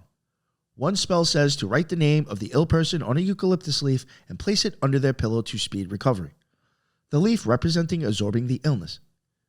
In hoodoo, eucalyptus, sometimes called gum tree, is an ingredient in some peaceful home and healing condition formulas, and also in jinx-breaking formulas. It is less about attracting good fortune and more about dispelling harm and soothing the environment. Eucalyptus is also seen as protective. A simple protective charm is to carry a few leaves in a white sachet to guard against colds and unwanted spiritual attention. Because of its strong association with the koala and the idea of survival in harsh climates, Australian sun, and dryness, it symbolically lends qualities of resilience and adaptability. Therefore, in spells to strengthen one's immune system or even one's personal resolve, eucalyptus might be included. On the flip side, occasionally it's used in dream work. Some say sleeping with eucalyptus leaves nearby can produce vivid dreams that clarify one's healing path, though too much of the scent might keep one awake. For the air element usage, eucalyptus is used to help with communication and clarity. A bit of leaf or oil on a candle for Mercury retrograde, for instance, to clear misunderstandings. However, its primary magical rep is clearly as a healing and cleansing powerhouse. As Scott Cunningham wrote, eucalyptus has a history of protecting health. String the green pods on green thread and wear to maintain good health, an amulet for vitality. And indeed, a garland of eucalyptus in the home is thought to bring fresh energy and keep mischievous spirits at bay. When a space has been the site of sorrow or sickness, burning eucalyptus or diffusing its oil is a final step to push out lingering negative vibrations. In sum, eucalyptus in magic is like a brisk wind blowing through a stagnant place. It sweeps away negativity, promotes healing, and leaves clarity and calm in its wake. Eucalyptus is a superstar in respiratory therapy and has notable neurological interactions, particularly through its primary active constituent, 1,8-cineol. When you inhale eucalyptus vapor, the cineol triggers trigeminal nerve receptors, the same cool receptors that menthol activates, producing a cooling sensation in the nasal passages and a reflexive calm in the mind. There's evidence that inhaling cineol-rich oils can cause changes in brainwave activity, promoting a more relaxed yet wakeful state, somewhat like a mild increase in alpha waves, commonly associated with meditation. A study on mice found that inhalation of 1,8-cineol reduced their locomotor activity and had a sedative effect comparable to minor tranquilizers, an effect that was reversed by a GABA-A benzodiazepine receptor antagonist. This strongly implies that eucalyptus cineol acts as a positive modulator of GABA-A receptors, enhancing GABA's inhibitory action and resulting in sedation and anxiolysis. It's fascinating that a scent can do that. But indeed, flumazenil blocking the sedative effect suggests cineol binds to the same allosteric site as benzodiazepines on the GABA-A receptor. For humans, this means eucalyptus could reduce anxiety and induce calm when inhaled. However, many people report eucalyptus to be mentally clarifying rather than soporific. The likely resolution of this paradox is dose-dependent and context-dependent effects. Low levels of cineol might be stimulating by clearing airways and mildly irritating trigeminal nerve, causing a light sympathetic arousal, whereas sustained inhalation or higher levels cause enough GABA potentiation to cause calm. Some human studies support cognitive effects. One research showed that exposure to rosemary aroma, which also contains cineol, improved cognitive performances, but interestingly, it did not significantly affect mood. Another work suggested cineol improved cognitive function without strongly altering subjective calm. Perhaps eucalyptus similarly sharpens the mind while relaxing the body, a desirable combination. Beyond neuromodulation via GABA, eucalyptus affects the autonomic nervous system through its impact on breathing. It's a potent expectorant and bronchodilator. Cineol acts on airway smooth muscle, somewhat via reducing inflammation and maybe better to agonism indirectly, to open the bronchi. Deeper, easier breathing triggers baroreceptors and stretch receptors in the lungs that signal the vagus nerve to induce a parasympathetic state. This is the principle behind breathing exercises. Eucalyptus chemically facilitates that deep breath. So inhaling eucalyptus can literally lead to physiological relaxation by improving breath and oxygenation. Many people find that eucalyptus oil in a steam inhalation not only relieves their sinus pressure, but also reduces mental fatigue and headache. This analgesic property is partly due to its action on transient receptor potential, TRP ion channels. Eucalyptus's cooling effect is mediated by TRPM8 activation, which can distract from pain signals and cause the release of endorphins. Also, eucalyptol has some anti-inflammatory effect in the nervous system. For example, in patients with asthma, which involves airway nerves, cineol reduces cytokines and hyperresponsiveness, likely calming irritated pulmonary nerves. On the cardiovascular side, eucalyptus oil tends to cause a slight increase in circulation initially from the sympathetic activation of a strong scent, but then may lead to a decrease in blood pressure due to vasodilation and relaxation when you breathe easier. In one clinical trial, 1,8-cineol taken orally even improves symptoms in people with chronic obstructive pulmonary disease, COPD, improving their exercise tolerance. More exercise means stronger cardiorespiratory coupling and often improved HRV, as exercise training boosts vagal tone at rest. Now an interesting cognitive aspect. 1,8-cineol can cross into the brain and has been studied for effects on Alzheimer's pathology. It seems to inhibit acetylcholinesterase, like many terpenes, which could raise acetylcholine levels, a plus for memory. It also might have direct antioxidant and microglial modulating effects, meaning it could help reduce neuroinflammation. Some research in cell models suggests eucalyptol is neuroprotective via anti-inflammatory pathways. Psychologically, the scent of eucalyptus is often reported as clarifying, uplifting, and renewing. This is likely a combination of physiological and associative factors. Physiologically, clearing breathing and small GABA enhancement yields a mentally clearer but calmer headspace. Associatively, people link the smell to cleanliness and healing, which can reduce anxiety physiologically. Some small studies have looked at eucalyptus in combination with peppermint and ethanol as a scent, showing it increases cognitive performances on tasks. Maybe the freshness prevents fatigue during tasks. So one could say eucalyptus provides a gentle mental stimulant that doesn't provoke anxiety, quite the opposite of caffeine, which stimulates but can be jittery. Another neural effect, eucalyptus also contains some alpha-pinene and limonene, depending on species, which are bronchodilating and alertness promoting. Alpha-pinene is even being studied for attention and ADHD. Limonene is known for mood elevation. Serotonin increases in cortex in animal studies. All these likely contribute to eucalyptus's ability to both soothe and invigorate, the synergy of multiple terpenes. On the spinal reflex level, eucalyptus applied topically creates a cooling followed by warming sensation, which can relieve muscle and nerve pain by stimulating local inhibitory interneurons, counter-irritant mechanisms similar to menthol and camphor. So if you have a tense back or headache, eucalyptus oil can reduce the somatic stress signals to the brain from that area, indirectly alleviating stress. There's also some suggestion eucalyptus oil massaged on the abdomen can encourage parasympathetic digestive activity, possibly via TRPV1. There's also some suggestion eucalyptus oil massaged on the abdomen can encourage parasympathetic digestive activity, possibly via TRPV1 heat receptor stimulation, leading to muscle relaxation in GI tract. Finally, on mood, some aromatherapy studies in clinics found that diffusing a eucalyptus oil in sick rooms reduced patients' self-reported stress and improved their mood. Likely combination of expectation and actual breathing improvement. It's notable that in one EEG study, 1,8-cineol did not increase beta waves, alertness waves, as much as menthol did, but it did maintain performance, indicating it's a steadier alertness agent. Possibly more alpha-theta friendly, meaning conductive to calm focus. In summary, eucalyptus for the nervous system is a balancer and clarifier. It clears out congested channels, both literal airways and metaphorical mental cobwebs.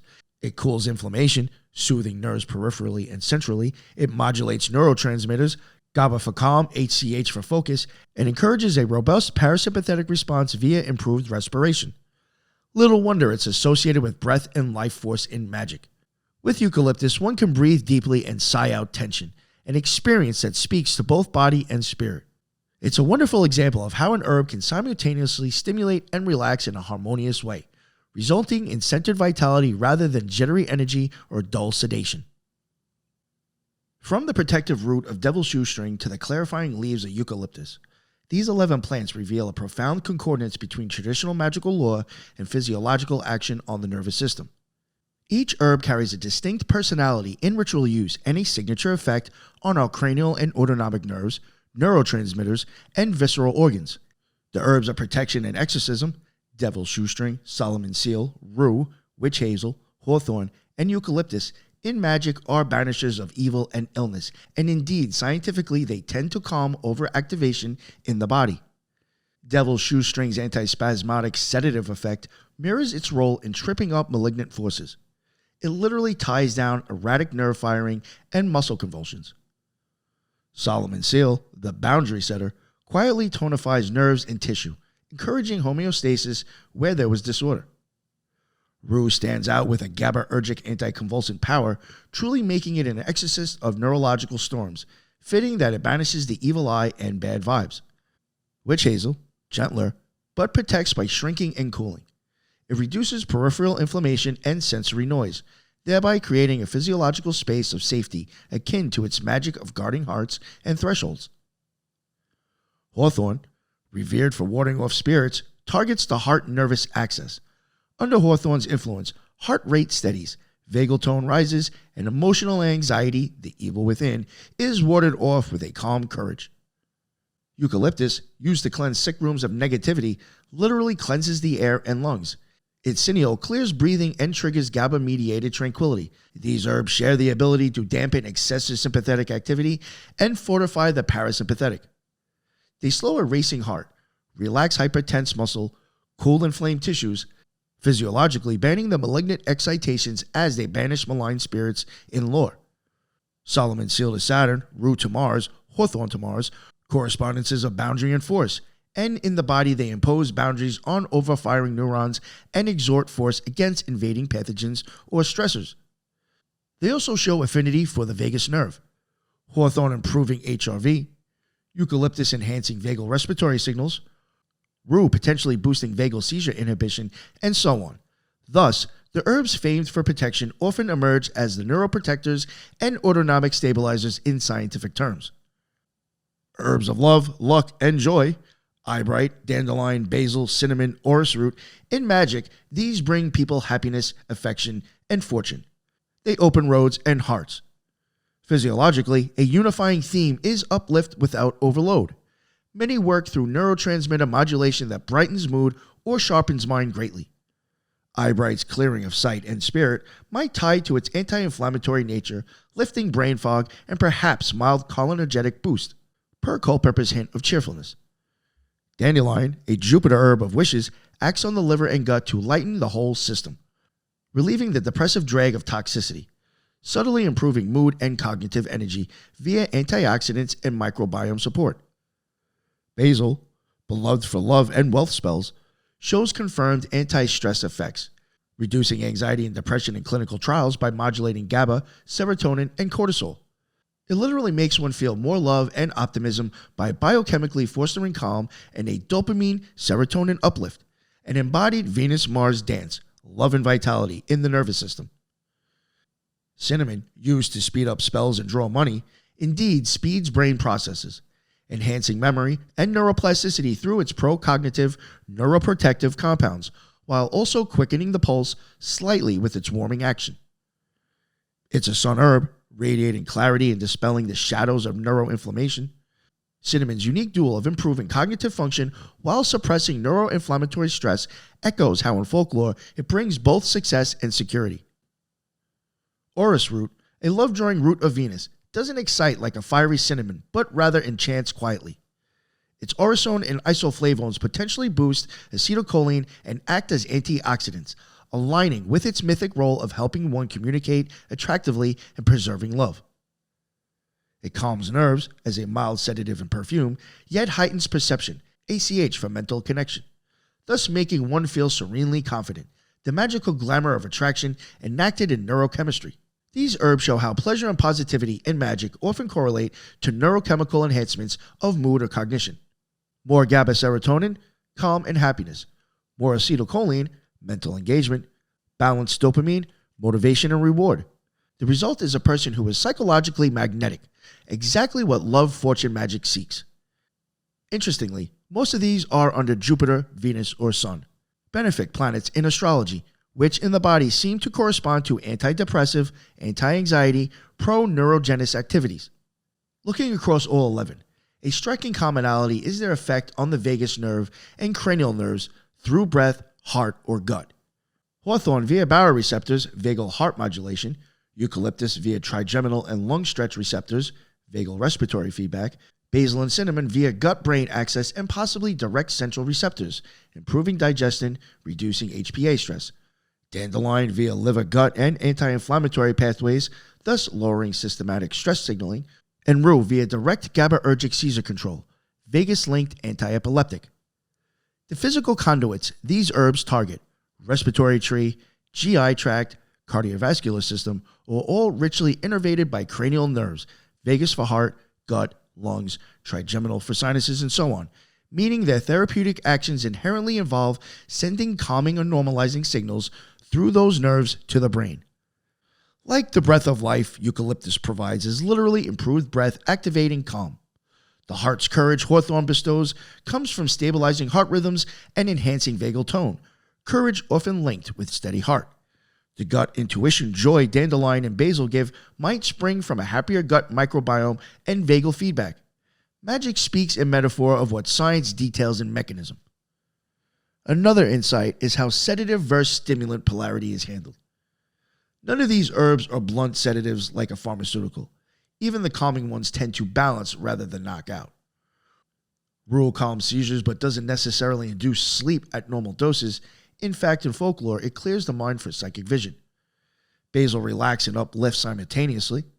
Cinnamon stimulates without the edginess, possibly even reducing long-term neuroinflammation.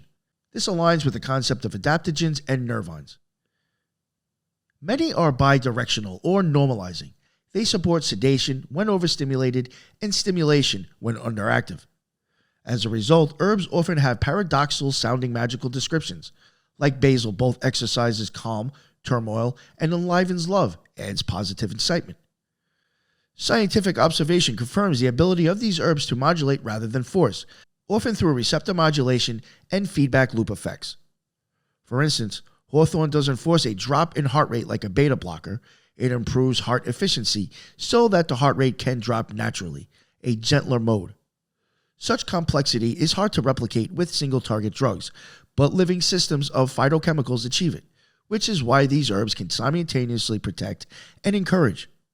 When considering which herbs most clearly affect the vagus nerve or cranial nerves, hawthorn stands out for vagus heart HRV increase, eucalyptus for vagus lung and trigeminal, breathing and GABA effect, rue for direct central GABA, vagus-mediated seizure gating, and perhaps basil, holy basil, known to improve vagal tone via stress reduction in some studies.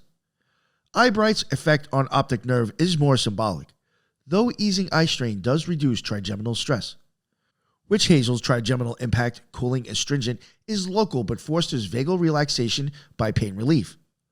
All have some interplay, but those with the strongest documented vagal effects are hawthorn, eucalyptus, and rue, with basil and cinnamon notable for sedative versus stimulant balancing through central neurotransmitters. Regarding sedative versus stimulating, sedative in this context means promoting parasympathetic dominance, calm, sleep, anti-anxiety. Stimulating means boosting sympathetic arousal, alertness, and energy. Regarding sedative versus stimulating, sedative in this context means promoting parasympathetic dominance, calm, sleep, anti-anxiety. Stimulating means boosting sympathetic arousal, alertness, energy. Many of these herbs blur that line. Rue, Solomon seal, hawthorn, witch hazel are more on the sedative protective side, Saturnian. Cinnamon, basil, dandelion are more stimulating or uplifting, but with calming secondary aspects. Cinnamon's anti-inflammatory and basil's anxiolytic adaptogen. Eyebright is lightly stimulating, solar or mercury, clear mind, but not jittery. Devil's shoestring is sedative, relaxes, Mars herb that restrains rather than excites. Orris root is mildly sedative, soothing, Venus herb promoting ease and gentle clarity. Eucalyptus is a bit of both, an initial bright hit, then a relaxation phase, ultimately aligning with healing. Moon and air, cooling but clearing. In summation, the academic style analysis of these herbs affirm an energetic pharmacy at work. Those used to ward and soothe literally quench over excitation of nerves or lower stress mediators. Those used to ward and soothe literally quench over excitation of nerves or lower stress mediators. And those used to attract and enliven literally enhance neural functions related to reward, focus, and positivity. It underscores a principle in both herbalism and ritual. To influence the subtle, spirit and mind, engage the physical pathways adeptly.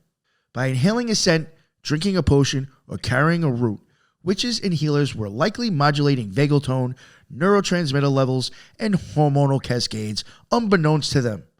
Yet through careful observation, they aligned the plant spirit with desired outcomes.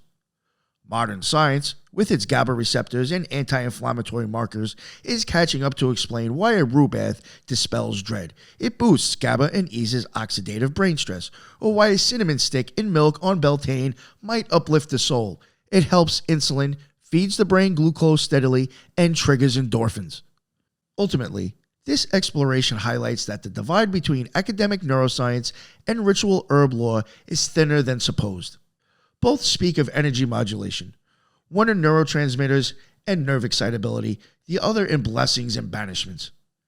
Herbs are the bridge. Eyebright helps one see clearly because it literally reduces inflammation that clouds vision. Basil fosters love and wealth by calming fear, cortisol, and improving our sociable brain chemistry. Hawthorn protects the heart magically and medically.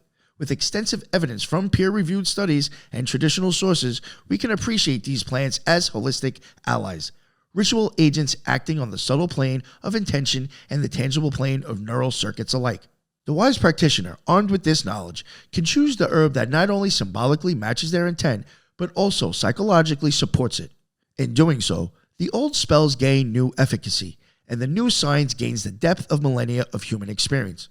The nervous system, seat of consciousness and spirit in many philosophies, responds to the green magic as both sets of data show, yielding a body at ease and a spirit in alignment, which perhaps is the truest healing and enhancement of all.